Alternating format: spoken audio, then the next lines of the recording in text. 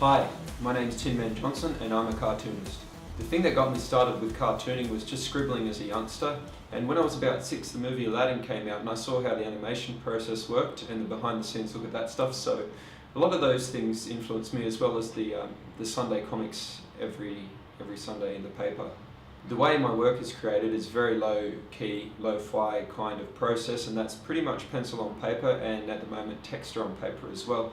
There have been a couple of digital additions, moving in towards the digital category a little bit more, and that's great because there's so many more possibilities with that, and hopefully all of my creative process will eventually be completely digital. The style my work features is largely that of a 1920s, 1930s cartoon influence, and a lot of people come up to me and say that reminds me of the early Mickey Mouse, and that's not surprising because that's pretty much how I learned to draw, following those kind of early cartoons, and comes out very much in the work, which works as an advantage because it's very distinct at the moment. There is a number of influences on my work, mainly coming from, as I said before, the 1920s and the 1930s. Works, he's a huge influence. He designed a lot of the early Disney characters.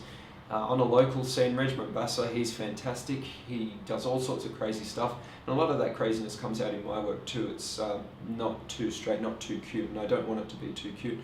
Gary Baseman, he's great, and the guy who does Jeremyville, again, he's Australian too, and a lot of simple but effective kind of styles. My work's meant for anyone with a sense of humour, sort of a bit of a quirky personality.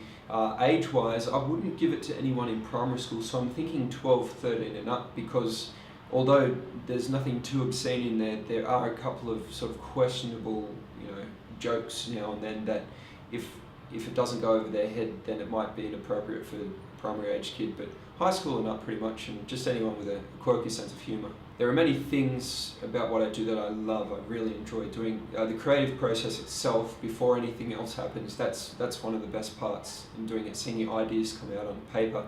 And then when you go to things like Raw or Zine Fair or any other event, you get to see other people enjoy them, you get feedback from those people, and if it's not great, it doesn't matter, you've evoked some sort of emotion out of them, and that's great, you can't buy that stuff.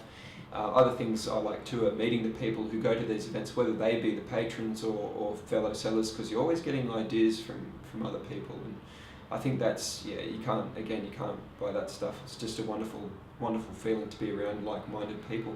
The ultimate goal, that's a really good question, because with cartooning and anything else creative, there are so many different avenues you can follow. It's sort of dawned on me recently that I'd love to do a feature film at some point using the characters that I do in my cartoons.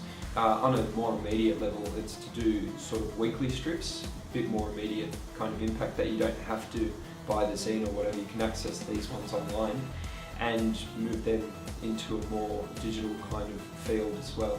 And again, build a fan base, get some movies out, just have a lot of fun, as well as a couple of animated cartoons, just all of those little avenues to follow. My name's TINMAN Johnson and I'm a raw artist.